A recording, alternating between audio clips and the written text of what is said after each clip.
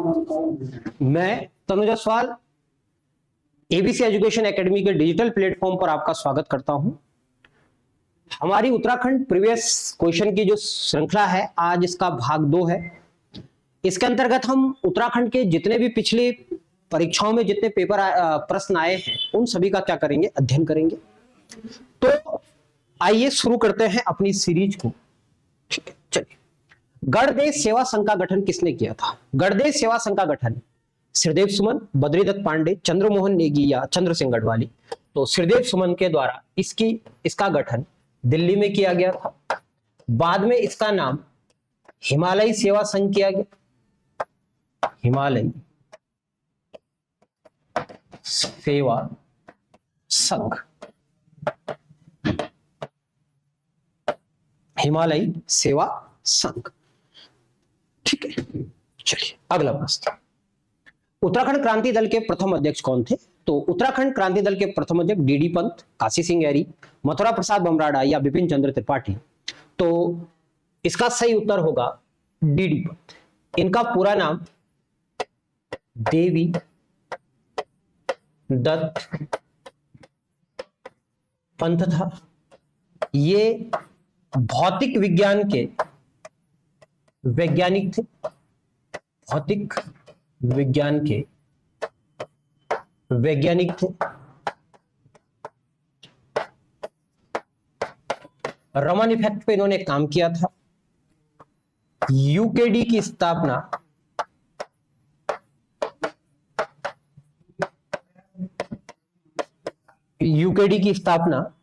कब हुई थी? जुलाई 1979 में। कहां हुई थी? मसूरी में हुई थी। ठीक। इसका पहला जो विधायक था,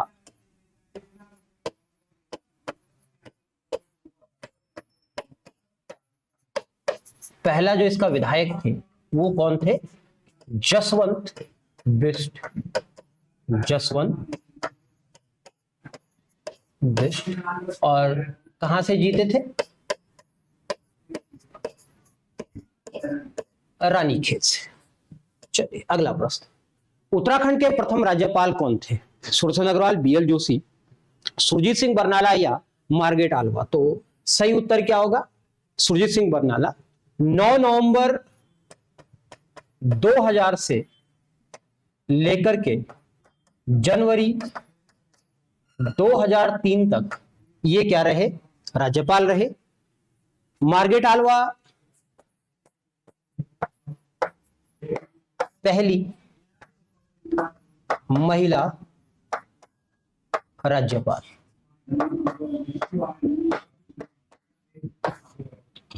ठीक है, चलिए अगला प्रश्न। उत्तराखंड का गांधी किसको बोला जाता है? गौरा देवी, सुंदरलाल बहुगुणा, इंद्रमणि बडोनी या अमिताभ कांत को।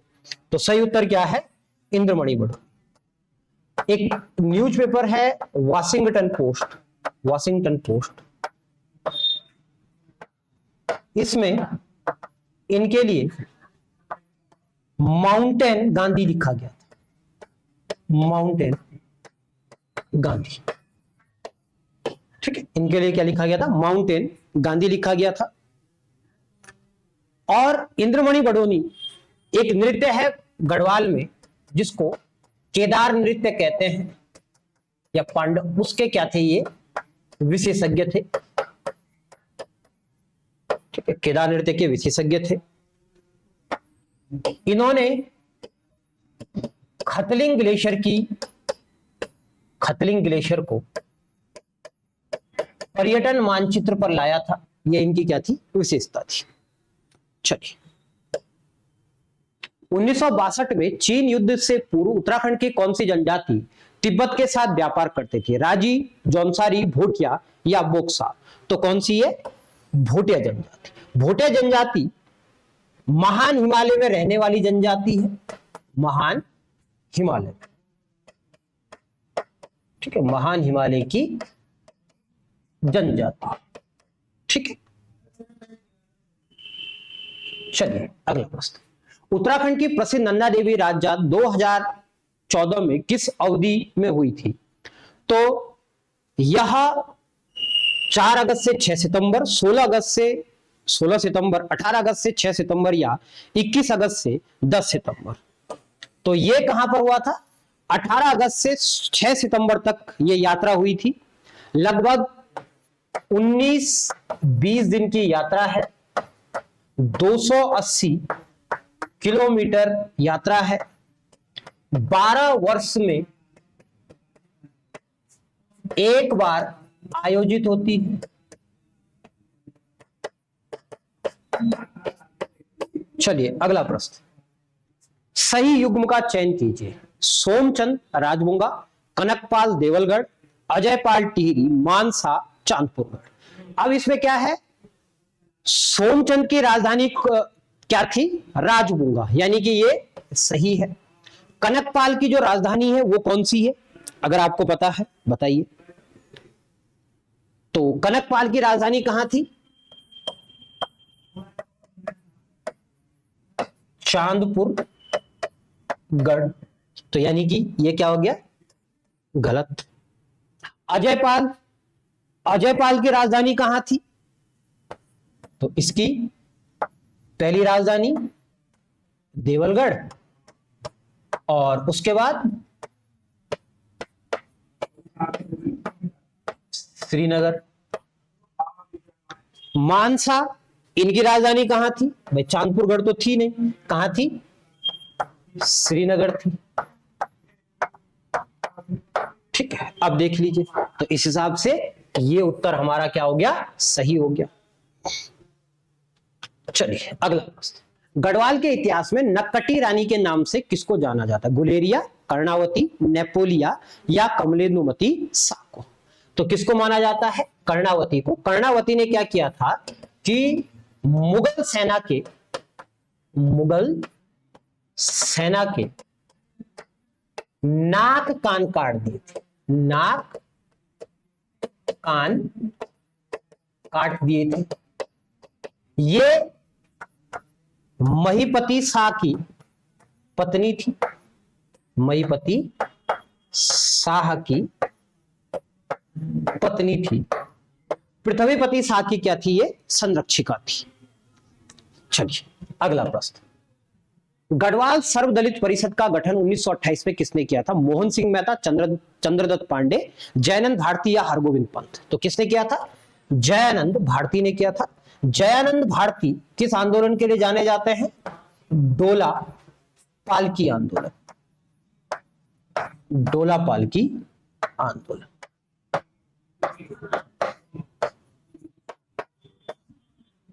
चलिए अगला प्रश्न, देहरादून में प्रजामंडल की स्थापना का मूल उद्देश्य क्या था?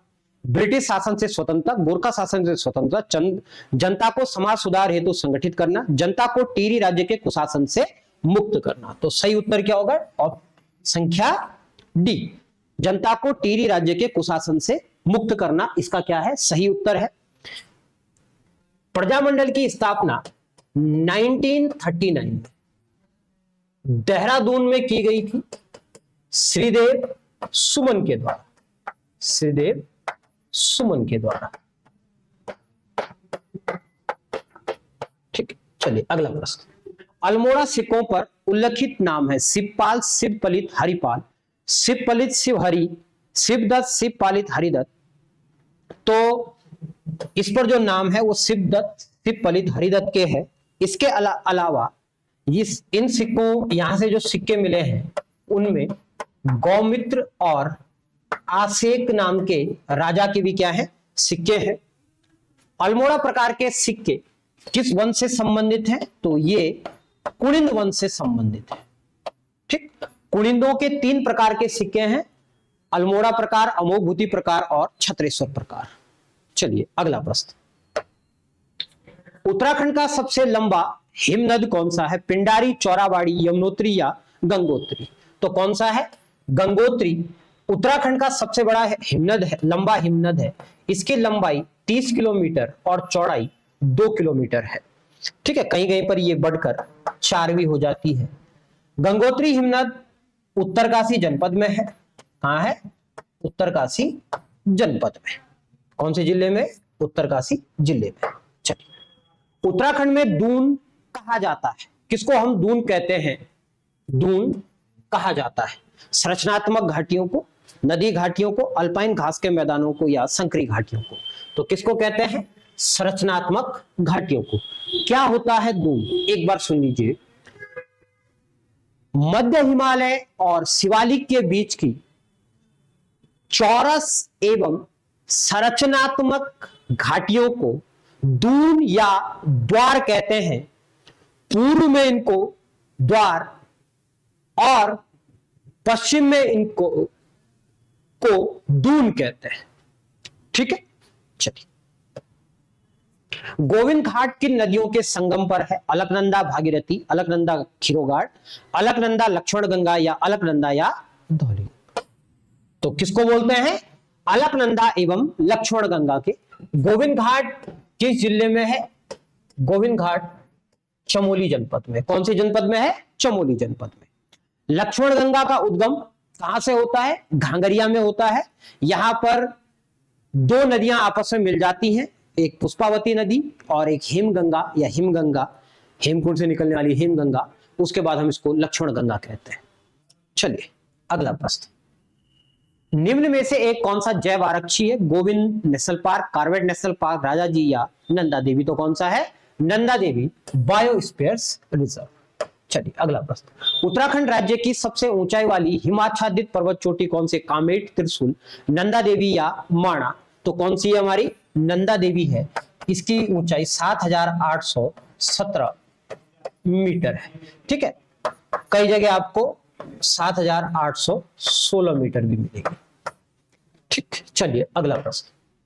कौन सा ताल रहस्य ताल के नाम से जाना जाता है? नैनीताल, सात ताल, रूपकुंड या नौकुचिया ताल। तो कौन सा जाना जाता है? रूपकुंड जाना जाता है। रूपकुंड कौन से जिले में है? चमोली जनपद में है। कौन से जिले में है? चमोली जनपद में है। और यहां पर नर कंकाल मिलते हैं। क्या मिलते हैं? नर कंकाल मिलते हैं, जिसके कारण इसको रहस्य ताल कहते हैं। और इन नर कंकालों के बारे में पहली बार जो जानकारी 1942 में वन विभाग के लोगों ने दी थी। वैसे हो सकता है उससे पहले भी जानकारी हो, लेकिन वन विभाग के ने जानकारी दी।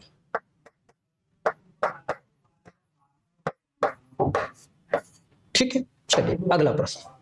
उत्तराखंड में खाद्य फसलों में सर्वाधिक क्षेत्र में बोई जाने वाली फसल मक्का, बाजरा, गेहूं या चावल। तो कौन सी है? गेहूं है। उत्तराखंड में गेहूं लगभग 33% क्षेत्रफल पर बोई जाती है। चलिए अगला प्रश्न। उत्तराखंड की जनगणना के अनुसार उत्तराखंड की साक्षरता दर कितनी है? तो उत्तराखंड की साक्षरता दर कितनी है? 78.82% है। ठीक है, और उत्तराखंड का सबसे साक्षर जिला कौन सा है? सबसे साक्षर जिला साक्षर जिला देहरादून और सबसे निरक्षर जिला यूएस नगर, निरक्षर। चलिए अगला प्रश्न। 2011 की जनगणना के अनुसार उत्तराखंड के किस जनपद की जनसंख्या वृद्धि दर ऋणात्मक थी? यानी कि जहां पर बढ़ने की बजाय घट रही थी, यानी कि माइनस में थी। तो ऐसा जिला कौन सा है? पिथौरागढ़, अल्मोड़ा, रुद्रप्रयाग या उत्तरकाशी। तो कौन सा है? अल्मोड़ा। अल्मोड़ा के अलावा उत्तराखंड में एक जनपद और है जिसकी ऋणात्मक थी, वो कौन था? पौड़ी जनपद। चलिए अगला प्रश्न। उत्तराखंड राज्य के किस जनपद में चिपको आंदोलन हुआ था? तो उत्तराखंड, चमोली, उत्तरकाशी, पौड़ी या रुद्रप्रयाग। तो चमोली जिले में लगभग 1973 ईस्वी में चिपको आंदोलन हुआ था, गौरा माई के नेतृत्व में। चंडी प्रसाद भट्ट और जो अपना कौन सा है, इसके अलावा सुंदरलाल बहुगुणा, चंडी प्रसाद भट्ट इसके बड़े नेताओं में गिने जाते हैं, और गौरा माई। चलिए अगला प्रश्न। सोमनाथ का मासी मेला उल्लासपूर्वक किस राज्य में आयोजित होता है? तो कहां होता है? उत्तराखंड, बिहार, उत्तर मध्य प्रदेश या राजस्थान में। उत्तराखंड में होता है। आंसर ये होगा। ये उत्तराखंड में कहां होता है? अल्मोड़ा में एक स्थान है रानीखेत। इस रानीखेत के पास एक गांव पड़ता है मासी। इस मासी गांव में ये होता है बैसाख महीने के अंतिम रविवार, अंतिम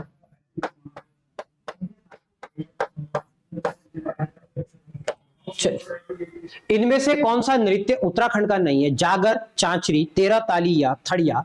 तो कौन सा नहीं है? तेरह ताली। तेरह ताली कहां का है? राजस्थान का। चलिए अगला प्रश्न, निम्न में कौन सा विश्व धरोहर स्थल घोषित किया? कॉर्बेट, राजाजी, अस्कोट या नंदा देवी बायोस्फीयर रिजर्व? तो कौन सा है? नंदा देवी बायोस्फीयर रिजर्व हमारा क्या है? एक विश्व धरोहर है। अगला प्रश्न, माणा दर्रा स्थित है जम्मू कश्मीर, उत्तराखंड, हिमाचल या सिक्किम में? तो कहां है? उत्तराखंड में है। यह माणा चमोली को किससे मिलाता है? तिब्बत से। ठीक, किससे मिलाता है? चमोली को तिब्बत से मिलाता है। चलिए अगला प्रश्न, निम्नलिखित में से कौन सा हिंदू पर्व थारू जनजाति के द्वारा शोक के पर्व के रूप में मनाया जाता है? होली, दीपावली, नागपंचमी या दशहरा? तो कौन सा? दीपावली। तो दीपावली को मनाते हैं। चलिए अगला प्रश्न, निम्न में से कौन सा राष्ट्रीय पार्क टाइगर रिजर्व है? नंदा देवी, कॉर्बेट, विंसर या अस्कोट? तो कौन सा है? Corbett national park. Corbett national park की स्थापना 1935 में हुई है। यह भारत का पहला नेशनल पार्क है। 1973 में यहां पर प्रोजेक्ट टाइगर शुरू हुआ था। यह उत्तराखंड का, भारत का पहला स्थान है जहां से प्रोजेक्ट टाइगर शुरू हुआ। इसके अलावा 2016 में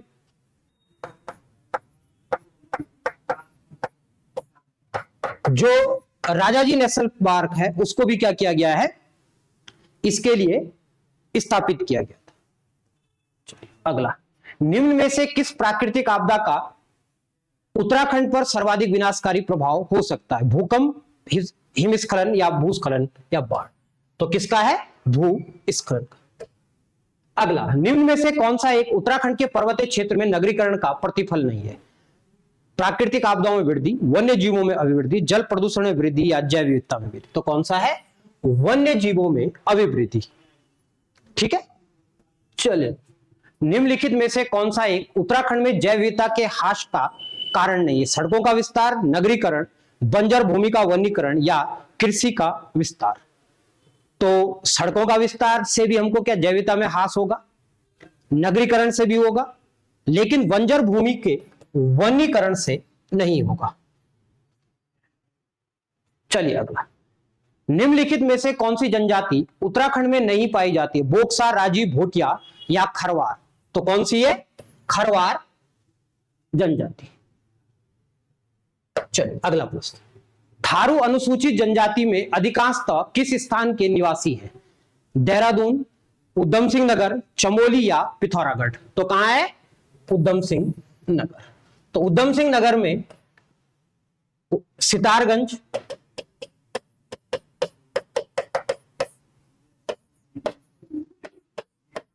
खटीमा, सितारगंज, खटीमा और जो नानक मत का एरिया है वहां पर यह जनजाति पाई जाती है। चलिए अगला प्रश्न, उत्तराखंड का सबसे बड़ा क्षेत्रफल वाला जिला कौन सा है?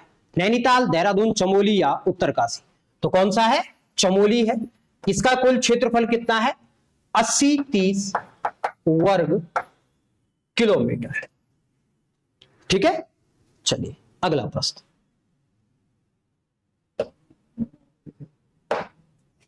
जोशीमठ औली रोपवे कब शुरू किया गया? सितंबर 1992, सितंबर 93, अक्टूबर 93 या नवंबर 94? तो कब किया गया? अक्टूबर 1993 में औली रोपवे शुरू किया गया।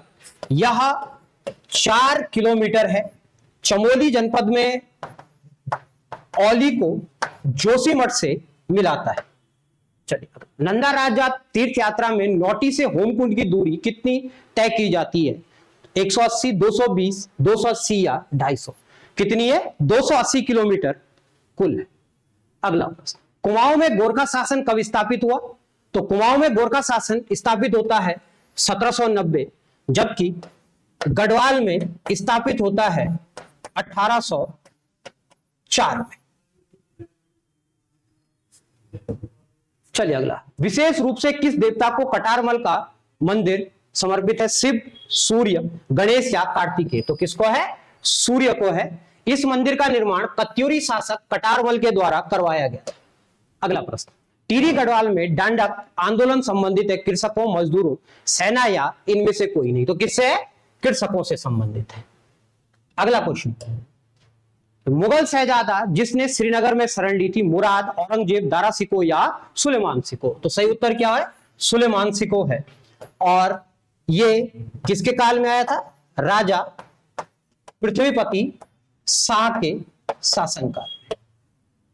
चलिए अगला सवाल, गांधी जी ने श्रीमद् भागवत गीता पर अपनी प्रसिद्ध भूमिका अनासक्ति योग कहां पर लिखी थी? अल्मोड़ा, हरिद्वार, कौसानी या मसूरी? तो सही उत्तर क्या होगा? कौसानी। ठीक है, इसी के साथ आज का कक्षा को यहीं पर समाप्त करते हैं। आज हमने जिन 40 प्रश्नों का अध्ययन किया, वो 40 के 40 प्रश्न आपके आने वाली परीक्षाओं के लिए अति महत्वपूर्ण है। वो आप कोई भी परीक्षा दीजिए, उसके लिए क्या है? बहुत ज्यादा महत्वपूर्ण है। तो पुनः आपसे निवेदन है आपसे कि यदि आपको अधिक से अधिक कंटेंट चाहिए तो चैनल को लाइक कीजिए, सब्सक्राइब कीजिए और सब्सक्राइब कीजिएगा ताकि आपको नया कंटेंट मिल सके। और लगातार घर पे रहिए, पढ़ते रहिए, क्योंकि आने वाले समय पे कई परीक्षाएं आपको आने वाली हैं, जैसे RO, उत्तराखंड लेक्चरर, और कुछ टेक्निकल पोस्टें भी आई हैं जिनके लिए अलग अलग समय पे अलग अलग कक्षाएं आपको प्रदान की जाएगी। धन्यवाद।